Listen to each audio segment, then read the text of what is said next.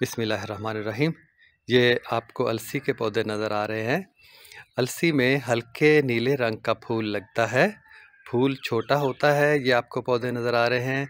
इनमें इब्तदाई फूल हैं, थोड़े से ये खिल कर बड़े हो जाएंगे और जिन पौधों को फूल नहीं लगे उनको भी चंद दिनों के बाद लग जाएंगे।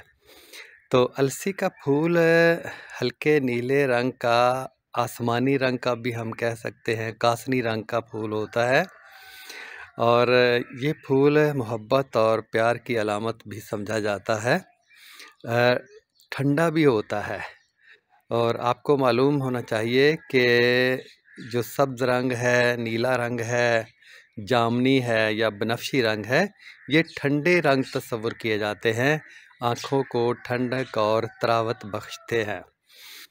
तो ये अलसी का पौधा अदबी अहमियत का हामिल भी है। एक मारूफ पंजाबी की बोली मुझे याद आ रही है कि चुनी रंग दे ललारिया मेरी अलसी दे फूल वर्गी। यानी ललारी रंगरेज को कहते हैं, कपड़े रंगने वाले को। उसे कहा जाता है कि मेरे दुपट्टे को अलसी के फूल जैसा रंग दो। आजकल एक नगमा भी चल रहा है कि चुनी रंग दे ललारिया मेरी, मेरे यार दी गड्डी दे वर्गी। शायद अल्फाज आगे पीछे हो गए हैं। तो यार दी गड्डी, यार की गाड़ी का रंग, गाड़ी तो फिर 1-8% लोगों के पास होती है। ये सारे 99% लोगों के जज्बात की अक्कासी नहीं करता ये नगमा। लोग सुनते हैं बहुत सारे, सिर्फ मौसीकी की हद तक। लेकिन अगर यही नगमा इसके बोल होते कि चुनी रंग दे ललारिया मेरी अलसी दे फुल वर्गी, तो ये 99% लोगों के जज्बात की नुमाइंदगी करता। बागीचे से बाहर निकल के सैर में अलसी के बारे में बात करते हैं। अलसी की लोग पिन्नियाँ भी बनाते हैं। देहातों में तो ख़ास तौर पे ये बड़ी मरगूब ग़िज़ा समझी जाती है। इसमें अलसी में फिर मुख्तलिफ़ मग़ज़ियात को शामिल करते हैं, बादाम, पिस्ता, काजू, अखरोट वग़ैरह, इलायची। और इस दफ़ा फिर मैंने इसमें मज़ीद इजाफ़ा किया कि 5 किलो मवाद था कुल अलसी समेत। अलसी सबसे ज़्यादा अहम जुज़ होता है इन पिन्नियों का। तो उसमें फिर आधा किलो हमने अंजीर को पीस के, अंजीर मेरे अपने घर की थी, तो उसको खुश करके पीस कर उसमें शामिल किया, तो और अपने दोस्तों को भी खिलाया। तो बहरहाल ये ख़ानदान है अलसिया।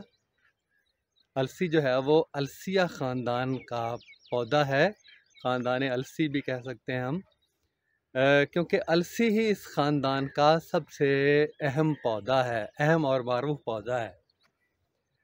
अलसी को, इसे अंग्रेज़ी में लिनेसी, लिनासिया और लिनासियाई, और एक और तलफ़्फ़ुज़ मैंने सुना यूट्यूब से, इसको लाइनएसी, लाइनएसिया, लाइनएसियाई, इस तरह से भी बोला जाता है अंग्रेज़ी में। और फ्लेक्स फैमिली भी कहते हैं अलसी का ख़ानदान, फ्लेक्स फैमिली, फ्लेक्स अलसी को कहते हैं। तो इसमें 20 जिनसें हैं और 300 के करीब अनवा हैं, और सबसे बड़ी जिन्स जो है वो अलसी ही है। और मैं तो सोचता था कि एक तो नीले फूलों वाली होती है जो सबसे ज़्यादा मारूफ है हमारे मुल्क में, और सुर्ख अलसी भी चंद लोगों के पास है, लेकिन तलाश बुस्यार के बाद भी मुझे नहीं मिल सकी सुर्ख अलसी के बीज।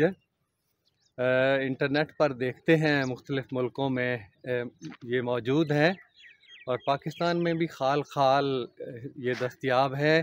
इसको इसके फ़ायदे के साथ साथ इसको ख़ूबसूरती के लिए भी काश्त किया जाता है। तो अलसी कितनी किस्म की होती है? एक तो अलसी, नीली अलसी, आम अलसी जिसे हम कहते हैं। दूसरी जंगली अलसी, पीली अलसी, पेल फ्लेक्स भी उसको अंग्रेजी में कहते हैं, जंगली अलसी को। और एक नीली अलसी जो पहले देखी है, उसे लेविश फ्लेक्स भी कहते हैं। और एक सुर्ख अलसी है, स्कारलेट फ्लेक्स। इसकी मैं बात करता हूँ, ये कहीं कहीं पाकिस्तान में दस्तयाब है। और एक सहराई अलसी होती है, स्टिफ स्टेम यानी सख्त तने वाली अलसी, सहराई अलसी। और एक पीली अलसी है, येलो फ्लेक्स के नाम से भी उसे याद किया जाता है। लंबी अलसी, लंबा पौधा होता है उसे लॉन्ग फ्लेक्स कहते हैं उसे। पतले पत्तों वाली अलसी, स्लेंडर फ्लेक्स कहते हैं। नरम और पतले पत्तों वाली अलसी होती है ये। और उसके साथ साथ फिर पहाड़ी अलसी, इसे रॉक फ्लेक्स कहते हैं।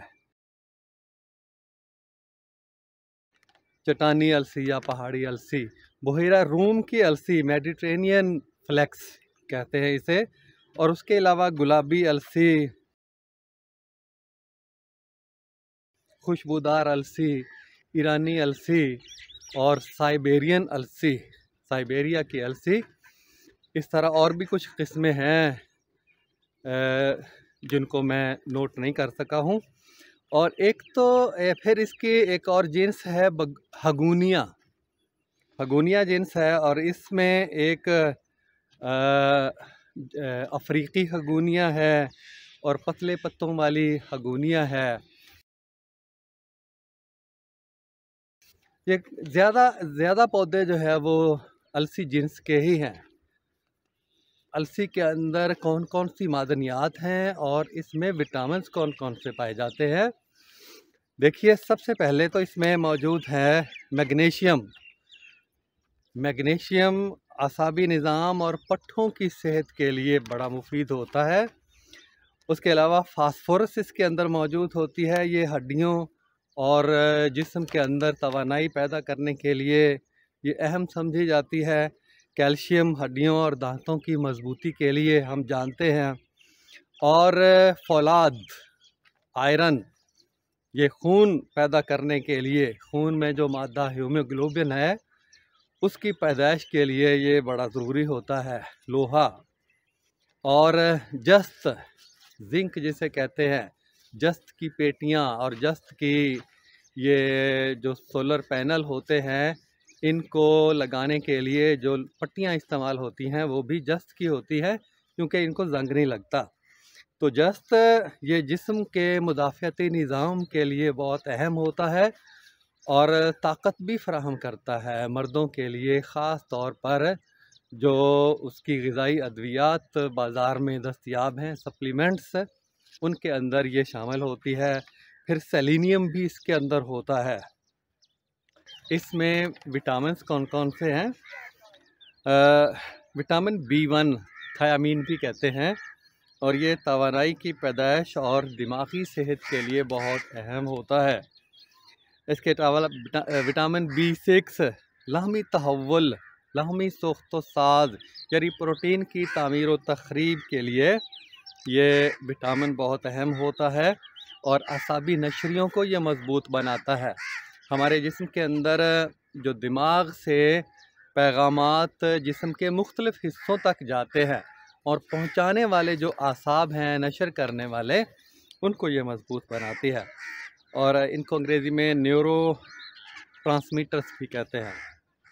फोलेट, विटामिन B9 खून के सुर्ख खलियात की तश्कील के लिए ये बहुत अहम समझा जाता है। और विटामिन E है, जल्द को नुकसान पहुंचाने वाले अवामिल के ख़िलाफ़ काम करता है।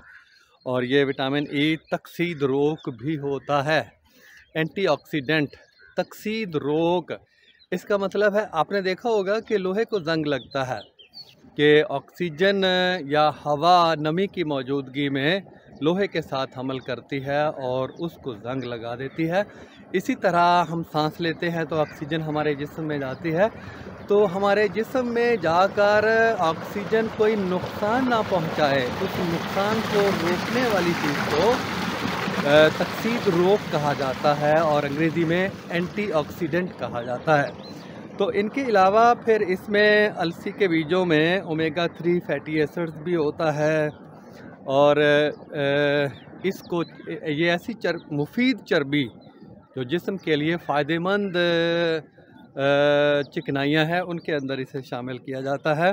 फिर रेशा होता है जो मैदे में ग़िज़ा को हज़म करने में अहम किरदार अदा करता है और एंटी एजिंग जो उम्र रसीदगी के उम्र को रोकता है। उम्र को रोकने का मतलब यह है कि जल्दी बूढ़ा होने से ये चीज़ें रोकती हैं।